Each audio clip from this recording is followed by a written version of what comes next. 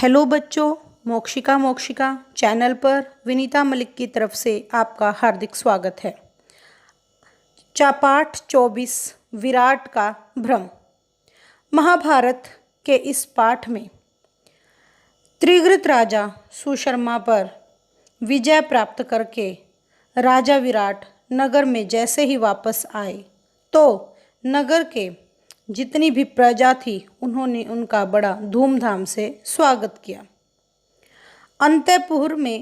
अंतःपुर मैंने महल में राजकुमार उत्तर को न पाकर राजा विराट ने पूछताछ की तो सभी स्त्रियों ने बड़े उत्साह के साथ बताया कि उत्तर कुमार तो कौरवों से लड़ने के लिए गए हैं।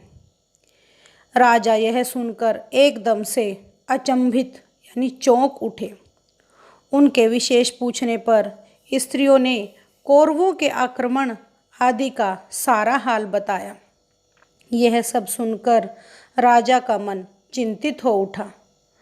राजा को इस प्रकार चिंतित होते देखकर कंक यानी युधिष्ठिर ने उन्हें दिलासा देते हुए कहा, आप राजकुमार की चिंता मत करें महाराज।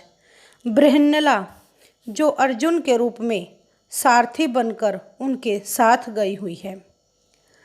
युधिष्ठिर यानी कंक की इस प्रकार की बातें कर ही रहे थे कि इतने में राजकुमार उत्तर के भेजे हुए दूतों ने आकर कहा, हे राजन, आपका कल्याण हो।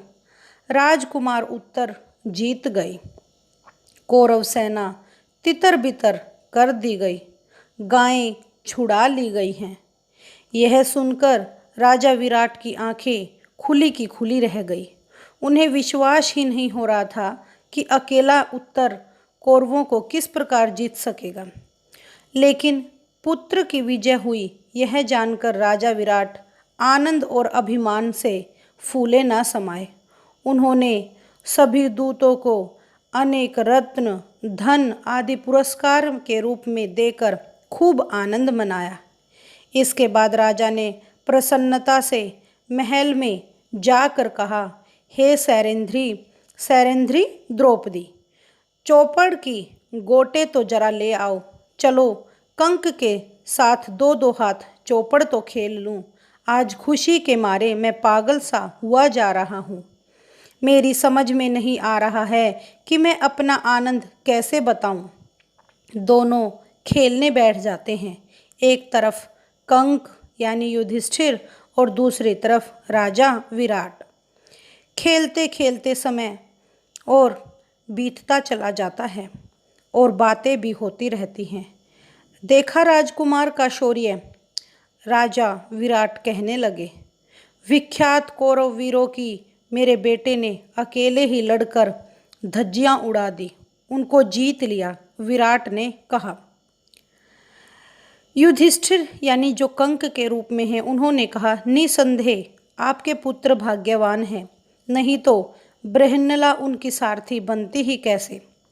कंक ने कहा।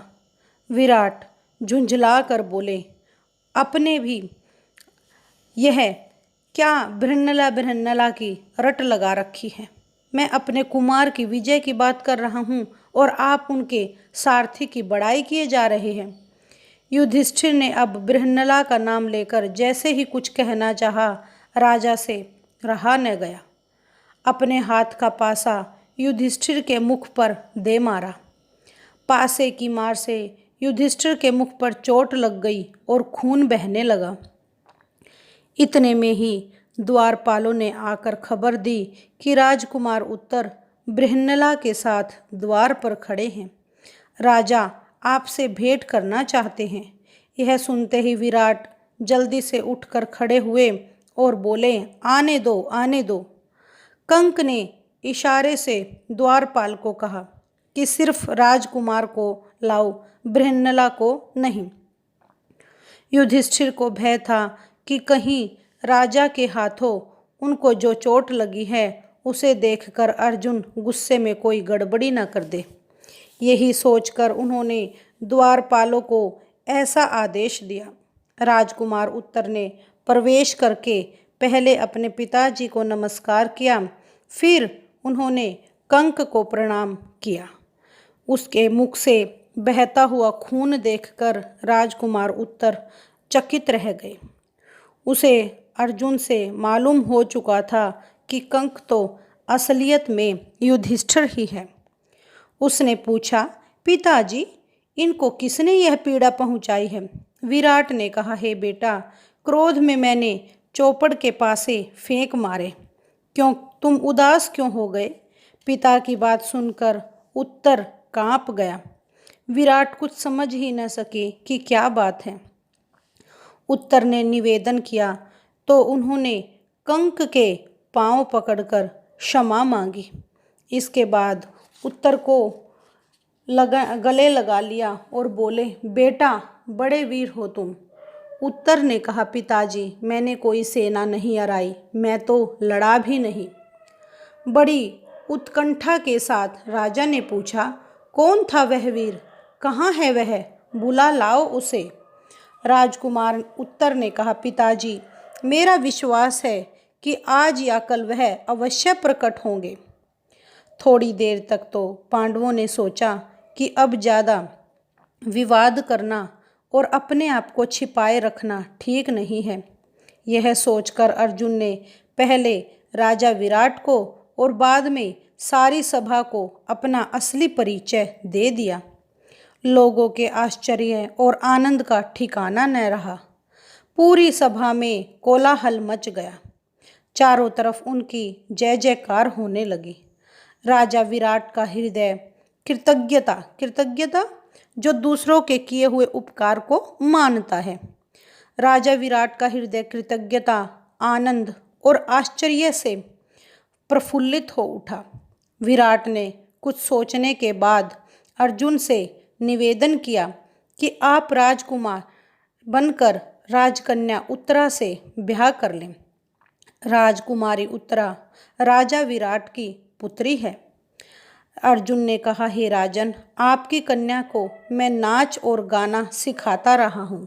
मेरे लिए वह बेटी के समान है। इस कारण यह उचित नहीं है कि मैं उसके साथ विवाह करूँ। हाँ, यदि आपकी इच्छा हो तो मेरे पुत्र अभिमन्यु के साथ उसका विवाह हो जाएगा। राजा विराट ने यह बात मान ली। इसके कुछ समय बाद दुर्योधन के दूतों ने आकर युधिष्ठिर से कहा, हे कुंती पुत्र, महाराज दुर्योधन ने हमें आपको भेजा है। आपके पास यह संदेश दिया है कि आपकी प्रतिज्ञा पूरी होने से पहले ही अर्जुन पहचान लिए गए हैं। इसलिए शर्त के अनुसार आपको 12 वर्ष के लिए वनवास करना ही होगा। इस पर युधिष्ठिर हंस पड़े और बोले, हे दूतगण, शीघ्र ही वापस जाकर दुर्योधन को कहो कि वह भीष्म पितामह और अन्य विद्वानों से पूछें कि इस बात का निश्चय करें कि प्रतिज्ञा की अवधि पूरी हो चुकी थी या नहीं। लेकिन मैं यह दावा करता हूँ कि 13वां वर्ष पूरा होने के बाद ही अर्जुन ने धनुष की टंकार रणभूमि में की थी।